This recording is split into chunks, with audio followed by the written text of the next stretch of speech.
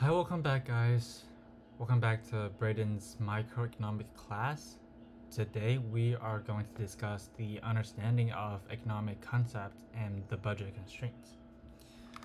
The agenda of today is the concept of opportunity cost and the understanding of budget constraints, identifying opportunity cost and the marginal decision making and diminishing marginal utility, and the importance of sunk cost and expanding the budget constraints model. Well, let's begin.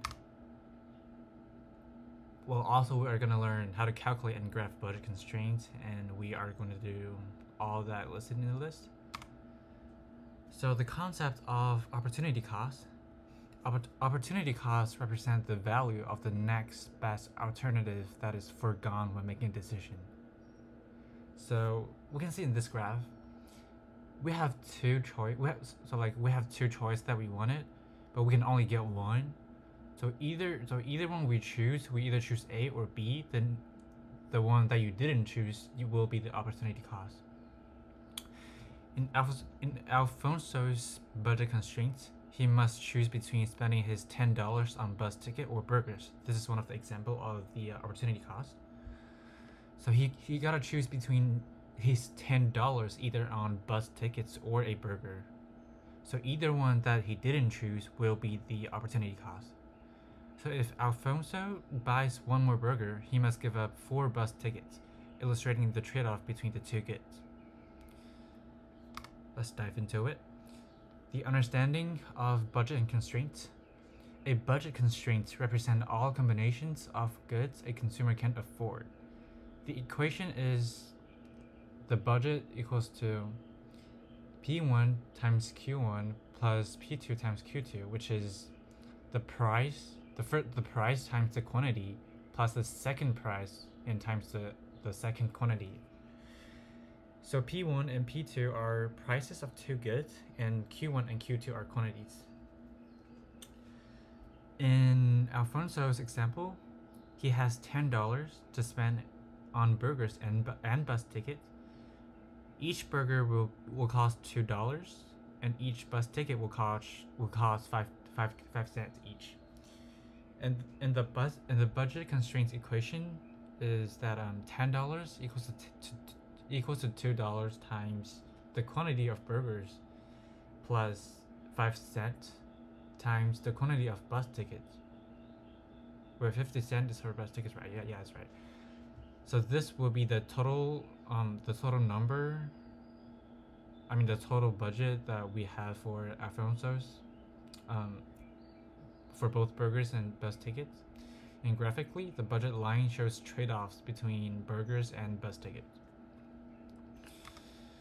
Identifying opportunity cost. Buying a bicycle. The opportunity cost of buying a $300 bicycle is the other goods or services you could have purchased with that money. So this is one of the opportunity costs, because let's say you want a burger. Instead of buying a bicycle, if you choose to get a burger, then the bicycle will be your opportunity cost. Next example, attending a retreat. The opportunity cost of attending a work retreat includes both the monetary cost and the loss of productivity during the retreat. So the opportunity cost doesn't have to be resources or money. It could be a mood, or it could be something else that is not considered as material stuff. Yeah. And the marginal decision making and diminishing marginal utility. Marginal decision making is that consumers make decisions based on the additional benefit from consuming one more unit of a good. This involves comparing the marginal utility to the marginal cost. Law of diminishing marginal utility, that is the key rule of today. As consumption increases, the additional satisfaction gained from each extra unit decreases. For example, the first slice of pizza brings more satisfaction than the sixth. So people's satisfaction will gradually decrease along with the amount of number that you gain. The last decision at the margin. Consumers will continue to consume additional units of a good as long as the marginal utility exceeds the marginal cost. Rational decisions are based on comparing these incremental changes. So most of them is actually a game of mental racing, because only humans are taking charge of the economy. Yeah. And the importance of sunk cost. Concept of sunk cost is that it is expense that have incurred and cannot be recovered. They should not influence current or future decision making, as they are irrelevant to new choices. So for example, watching a bad movie, after paying for a movie ticket, the cost is sunk. If the movie is terrible, staying to watch it means incurring an opportunity cost in time. The rational choice is to leave and do something more enjoyable. Because if you still choose to stay there and plus the movie is terrible, you are wasting your time and wasting the money. So it's better just leave. At least you can leave and do something better than watching the terrible movie. And another example is continuing a failing product. Firms may struggle to abandon a failing product due to the sunk cost of development and launch. However, rational decisions should focus on future potential rather than past expenses. And expanding the budget constraint model, the budget constraint model can be expanded from two goods to include many goods, better reflecting real-world scenarios. Multiple budget constraints can illustrate the trade-offs between various pairs of goods within the total budget. This complex model demonstrates that every choice has an opportunity cost. Understanding these trade-offs is crucial for making informed decisions. Consumers and firms can optimize their allocations to maximize utility or profit by considering resource limitations. And here we are answering the practice problem. What is the relationship between opportunity cost and trade-offs? Opportunity cost is the value of the next best alternative that must be given up to obtain something else. Trade-offs are the choices people face when they must give up one thing to get another. Every decision involves trade-offs, and the opportunity cost measures the value of what is sacrificed in those trade-offs. This concept is fundamental to understanding how people allocate their limited resources. So the key point here is the differences between trade-offs and opportunity cost. The opportunity cost is that you could get either one of the two things, but you must give up another one if you want to get the first one. And the trade-off is that you must sacrifice the first thing first in order to get the second one. That's the little difference between these two concepts, which is a little confusing, but all right.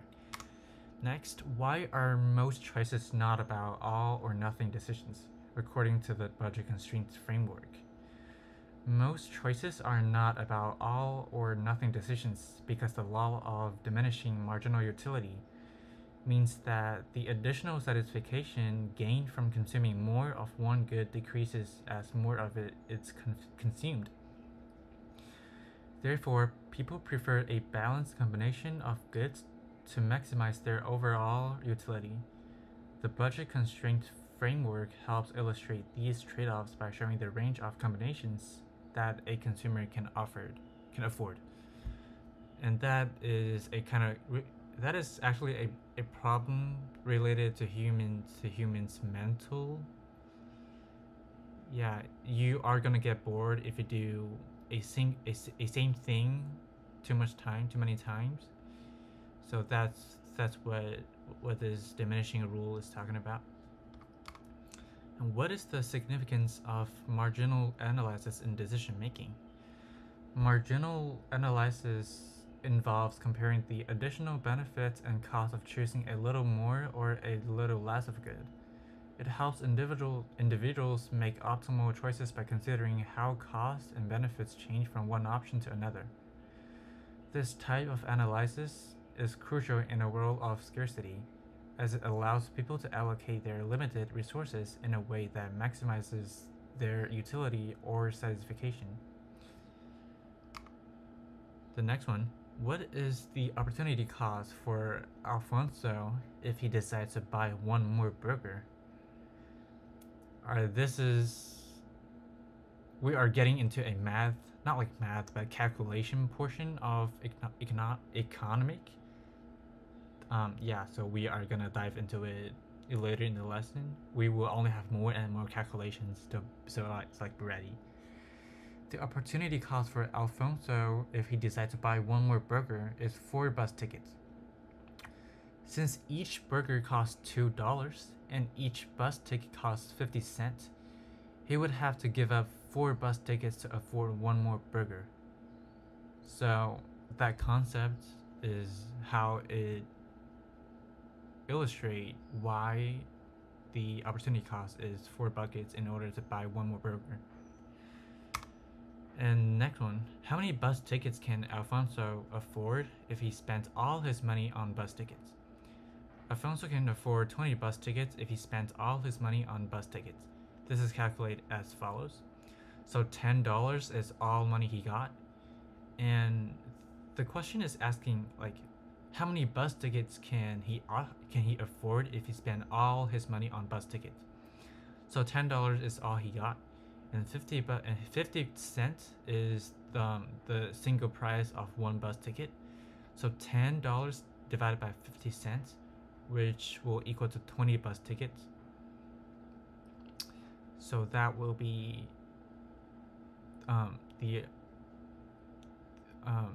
so that would be the bus ticket that he can get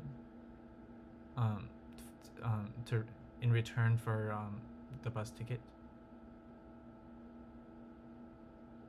Oh wait. Yeah, just a math calculation. Yeah, that one. Yeah. And thank you for your time.